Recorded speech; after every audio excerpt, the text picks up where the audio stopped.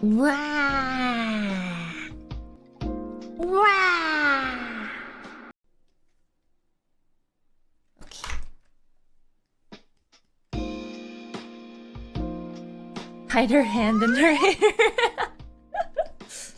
You know, papaPako, you're onto something. He's onto something, guys. He's telling us the wisdom of a professional illustrator. Let him cook. I think I want her jacket on. Or maybe it's like drooping over the chair and stuff. The jacket cape. In these cases, hair is allowed to grow however long it wants. papaPako knows what's up. Sometimes I like to exaggerate the length of the hair so it fits the composition. Hair is very versatile.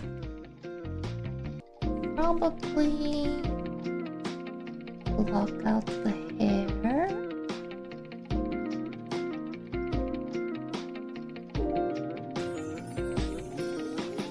I sometimes do this so that it's just easier for me to see which colors are selected or not. Ina, how would you go about doing the line length? Please give me some wisdom.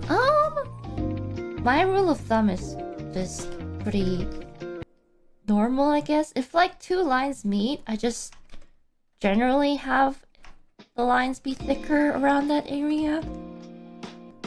Like when you meet two lines, instead of just leaving it like this, if you sometimes just fill it in like that, kind of looks better. My opinion. Intuition. I think it just makes the lines look a little more coherent.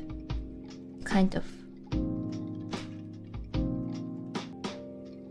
You know, now that I'm looking at Kronii as the reference, I remember thinking how Wadamama's art was such a good example to study.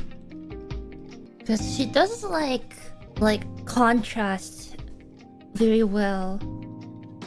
Like very recognizable character designs. And like just like her coloring methods and stuff, I think it's very a good thing to study. Because she doesn't really use like fancy brushes or anything. There's a lot of shapes involved in her shading and whatnot, which is a very important thing to know as an artist, I think. Yeah, very recognizable silhouettes and stuff. Very important in character design. Okay, good enough. What's